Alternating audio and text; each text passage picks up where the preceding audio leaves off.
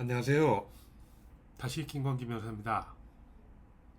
오늘 아침에 상담 오신 분과 대화를 나누면서 또 자주 받는 질문 하나 생각나서 올리고자 합니다.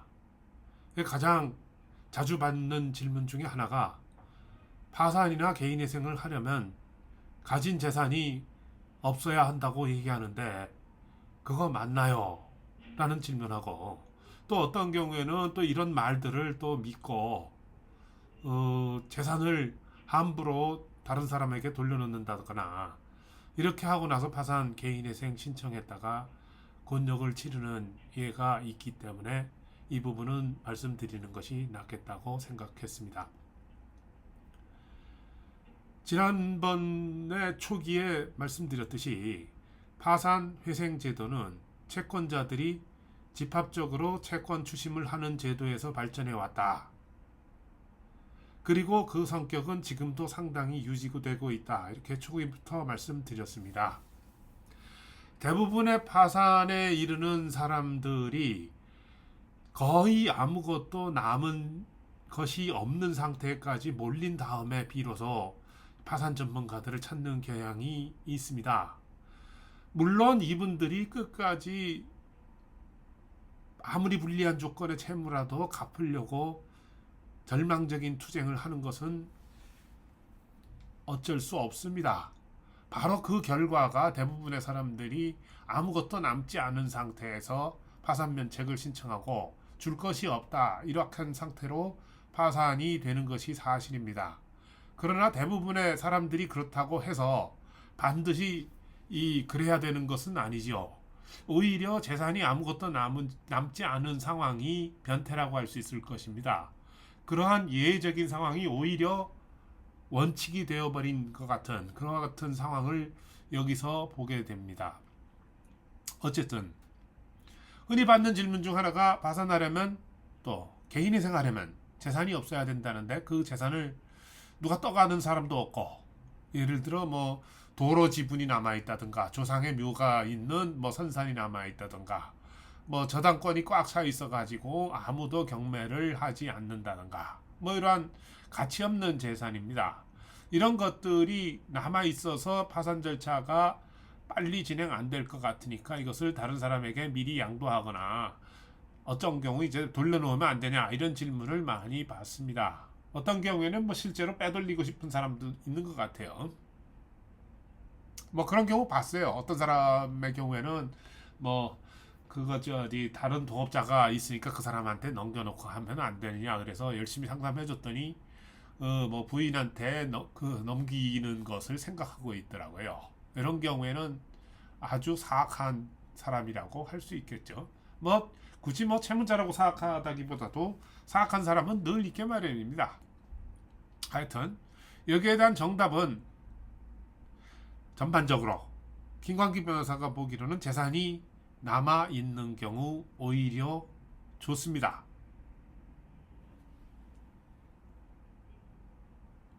재산이 조금이라도 남아 있는 경우 여러 가지 명분도 있고 실리도 있다 이렇게 말씀드리고 싶습니다.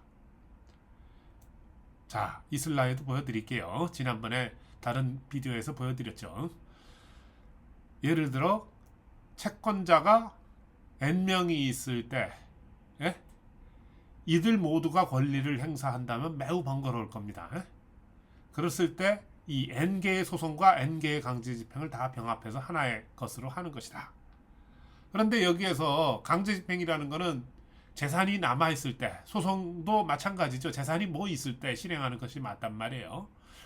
이 재산이 무엇인가 있을 때 조금이라도 나눠주는 거 이것을 하면은 무엇인가 하여튼 좋다 이 얘기입니다.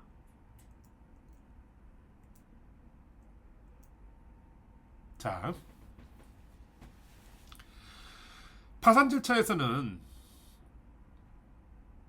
절차 내에서 다른 사람이 예를 들어 파산관제인이죠. 파산 절차에서는 파산관제인이 재산을 천천히 처분합니다. 또 채무자 자신이 개인회생 절차에서는 채무자 자신이 천천히 여유를 가지고 처분을 하게 되어 있습니다. 이 파산관제인은 전문가입니다. 그러니까 부동산이 남은 것이 있으면 부동산을 경매를 할 수도 있고 입찰을 볼 수도 있고 자동차도 팔 수 있고 또 뭐 도로 같은 재산이 있으면 뭐 그것도 다른 방법으로는 팔기 힘들어도 파산관제인은 여러 가지 요령을 가지고 잘 팝니다.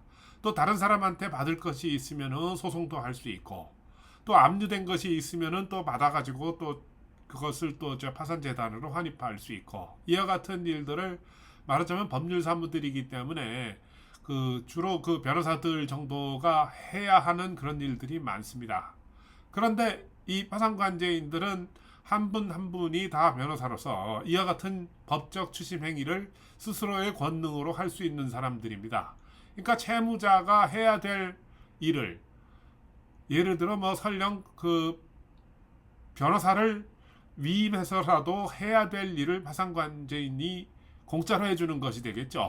그러니까 이런 것들을 그냥 맡길 수가 있습니다. 채무자가 나서서 정리할 필요가 없어요. 한편 개인회생 절차에서는 나중에 보듯이 재산을 지킬 수 있고 처분하더라도 천천히 여유를 가지고 할 수 있다는 점이 있습니다.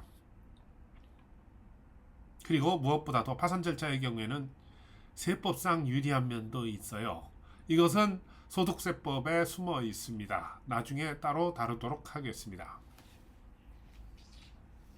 이와 같은 이점이 있어요. 재산 처분을 하게 되면 재산 처분을 하지 않고 파산 절차나 개인회생 절차에 들어가면은 이와 같은 아주 적극적인 이점이 있습니다. 일단 숨쉰 틈을 가지고 파산관제인이든 뭐 채무자 자신이든 처분을 적당하게 할 수가 있고 그것을 채권자에게 돌리는 한은 면책을 받을 자격이 생겨나게 됩니다. 그래서 엔간하면은 저는 그 재산 같은 거 처분하지 말라 그래요. 근데 어떤 경우에는 이분들이 처분하는 것도 좀 힘든 경우가 있어요. 예를 들어 뭐 처분을 해서 바로 현금이 유입이 된 후에 그것으로 뭐 절차 비용을 할 수도 있고 임금을 줄 수도 있고 뭐 세금을 낼 수도 있고 그렇습니다. 그런 경우 뭐 처분이 되는 것 같으면 뭐 처분을 하시라 이렇게 얘기를 해요. 뭐 그 당장 뭐 채무자가 생활비로 썼다든가 뭐 이런 경우에도 뭐 상관없습니다. 어디에 해당하는지는 그것은 사실 구체적인 경우에 따라 다르기 때문에 의문이 있으시면은 사실 뭐 직접 뭐 굳이 저 아니라도 좋습니다. 뭐 저 되게 괜찮게 실무를 하는 변호사들과 상의를 하시기를 권하는 바입니다. 뭐 유튜브나 뭐 인터넷이나 뭐 저 전화 상담이나 사실은 불충분하거든요. 앞에서 대면해서 직접 이 고객의 니즈를 보는 것이 낫습니다. 다음 함부로 처분하면 근심거리가 생겨요. 사실 단기간에 빨리 끝내고 싶은 마음은 충분히 이해합니다. 이거 아무것도 없는 상태로 완전히 그 노숙자 처지에 처한 상태에서 오면 빨리빨리 끝날 수도 있죠. 최근에는 한 석 달만 해도 끝나는 것 같습니다.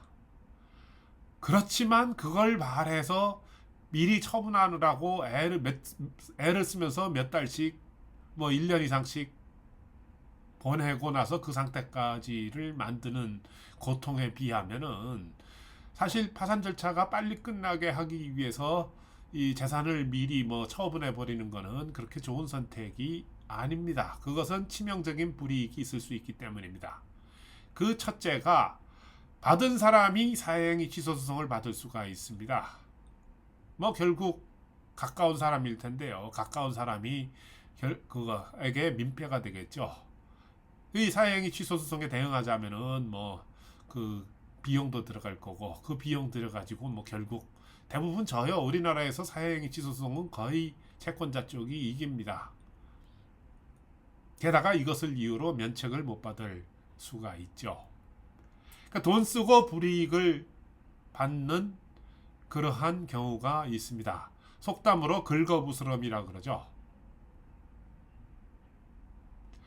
이와 같은 식으로 이 사행위 취소 소송도 있고 면책을 받지 못하는 불이익이 있음에도 불구하고 많은 사람들이 재산을 뭐 보험을 다른 데로 돌려놓는다든가 뭐 아니면 뭐 부인 앞으로 뭐 재산 분할을 해준다든가 뭐 이런 식으로 가면은 모르겠어요. 부인 앞으로 재산 분할을 하는 것이 사행인에 해당해야 되는 건지는 그거는 저는 그렇게는 생각 안 하는데 현재 실무는 저하고 제 생각하고는 반대로 가는 부분이 많이 있네요.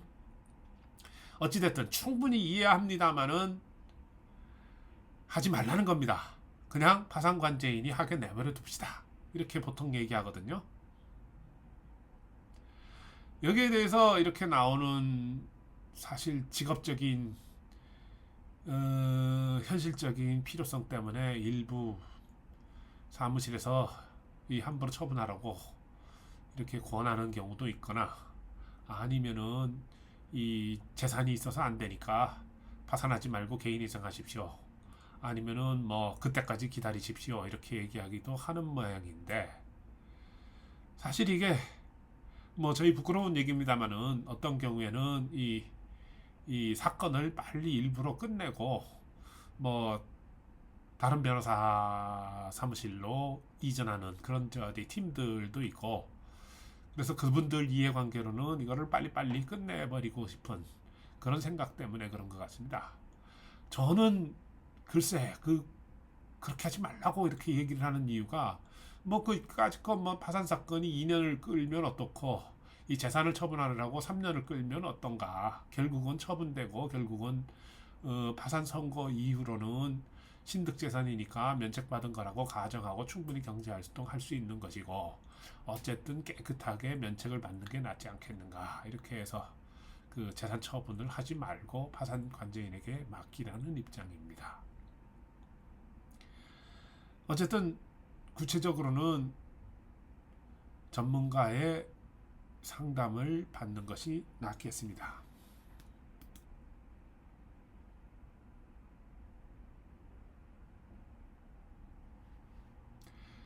다음 시간까지 안녕히 계십시오. 감사합니다.